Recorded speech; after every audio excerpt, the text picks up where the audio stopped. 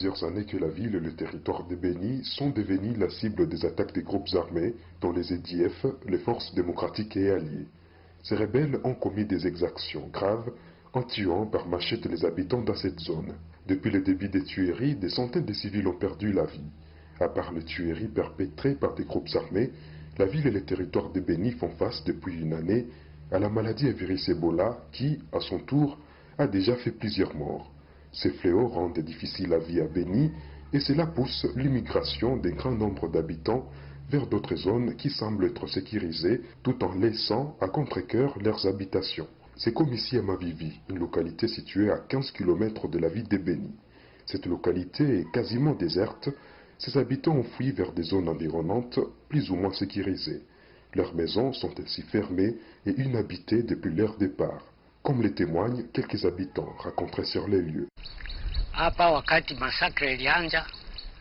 Depuis que les massacres ont commencé ici, la vie est devenue difficile.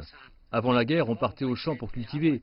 Mais ces derniers temps, aller au champ est devenu très difficile. On a peur d'aller au champ. C'est pourquoi le nombre des habitants a vraiment diminué. Même l'enclos d'un seul hôpital d'ici est désert, sans médecins, sans médicaments et sans malades. Toutes les personnes ont fui, mais c'est ces derniers temps qu'ils tentent de revenir. Mais le quartier est quasiment vide. Selon les récents rapports, c'est vrai que le nombre des habitants de Béni a sensiblement diminué. La ville de Béni compte elle-même moins de 400 000 habitants, alors qu'avant la guerre et la maladie à virus Ebola, elle comptait plus de 700 000 habitants. Vers les années 1998-99, la ville de Béni on comptait moins de 400 000 habitants. Après qu'elle soit érigée en ville, on est arrivé au-delà de 700 000 habitants.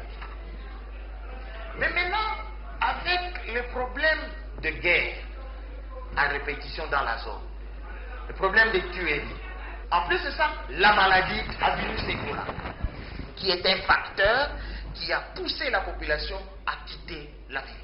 Et ces mouvements-là ont permis que des quartiers entiers, des villages entiers périphériques de la ville se sont vidés des membres de sa population. Tu constates dans la ville des maisons entières fermées. Des maisons qui sont fermées, les gens ont quitté la ville, ou bien les gens ont été tués. Et à ce jour, la population, la ville de Béni connaît moins de 400 000. En ce moment, la situation semble être plus ou moins calme à Béni. Les attaques contre les civils ne sont souvent pas répétées. Et en parlant de la maladie à virus Ebola, le nombre de contaminations a sensiblement diminué ces dernières semaines. Depuis Béni, dans l'est de la République démocratique du Congo, Zanem Neti Zaidi pour la CGTN français.